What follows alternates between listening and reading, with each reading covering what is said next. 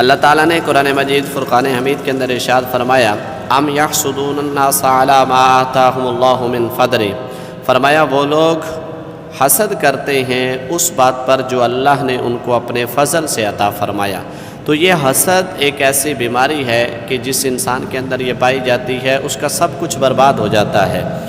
یعنی دیکھیں اس کو تو اللہ نے اپنے فضل سے، اپنے کرم سے، اپنی رحمت سے عطا فرمایا، اور حاسد آدمی جو ہوتا ہے وہ اس کے ساتھ حسد کر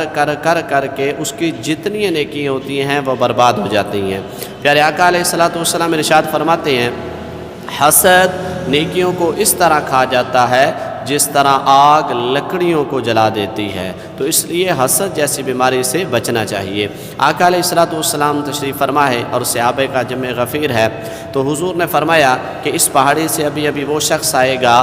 کہ جو جنتی ہوگا۔ صحابہ اس کا انتظار کرنے لگے، تو آنے والا ایک شخص آیا تو صحابہ نے اس کے چہرے کو دیکھا، پھر دوسرے دن حضور نے ایسے ہی فرمایا، پھر آنے والا وہی تھا، تیسرے دن پھر حضور نے ایسے ہی ارشاد فرمایا تو آنے والا پھر وہی شخص تھا۔ حضرت عبداللہ بن عمر بن عاص رضی اللہ تعالیٰ عنہ نے یہ فرماتے ہیں کہ میں نے یہ نیت کر لی کہ میں 3 راتیں اس کے پاس ٹھہروں گا اور میں دیکھوں گا کہ یہ کون سا عمل کرتا ہے کہ جس کی وجہ سے اس کو یہ مقام ملا۔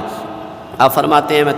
3 راتیں اس کے پاس رہا، لیکن میں نے کوئی اضافی عبادت نہیں دیکھی تھی، لیکن اتنا ضرور تھا کہ رات کو جب وہ اپنی کروٹ بدلتا تھا تو اس کروٹ سے بدلنے سے جو اللہ کے ذکر کی آواز آتی تھی۔ کہتے ہیں وہ فجر کی نماز کے لیے اٹھتا اور نماز پڑھتا، اللہ کے ذکر میں لگ جاتا، تو میں 3 دن اور 3 راتیں رہ کر واپس جب لوٹنے لگا تو اس نے کہا کہ آیا کس مقصد کے لیے تھا؟ پھر میں نے اس کو سارا بتایا تو اس نے کہا کہ میرا یہ عمل جو ہے نا اللہ کو اتنا پسند آیا، شاید اسی وجہ سے اللہ نے مجھے یہ مقام عطا فرمایا۔ میں نے پوچھا وہ عمل کون سا تھا؟ تو اس نے کہا کہ میرا عمل یہ ہے کہ میں نے آج تک کسی سے حسد نہیں کیا، تو اس نہ حسد نہ کرنے کی وجہ سے اللہ نے اس کو یہ مقام عطا فرمایا، اس لیے حسد کو چھوڑ دینا چاہیے۔